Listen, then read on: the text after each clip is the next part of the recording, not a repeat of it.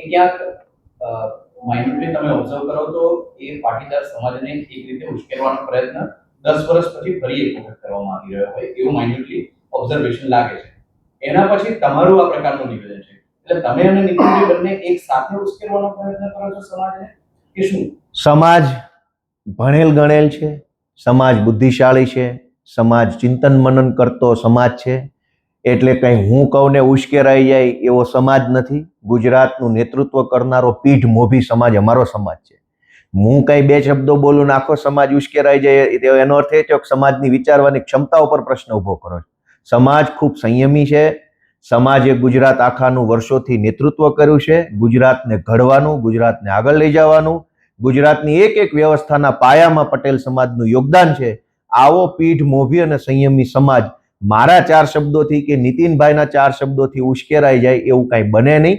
વાત એમ છે કે સત્ય બહાર આવ્યું છે.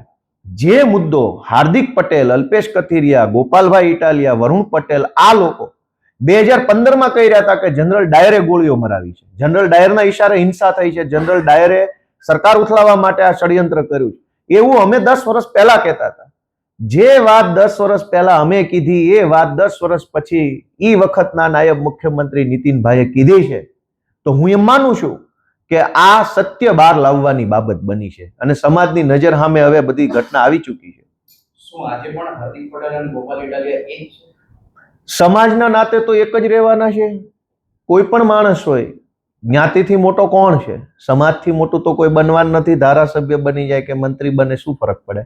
સમાજના નામે દરેક માણસ સમાજ સાથે રહેતો હોય છે. હું અમારા સમાજ સાથે છું, ગુજરાતના લોકો સાથે છું, અને જ્યાં કઈ સમાજનો વિષય હશે ત્યાં અમે બોલશું. અમે કોઈ જનરલ ડાયરથી કઈ ડરી જવા વાળા માણસો નથી.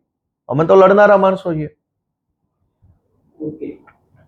Okay, thank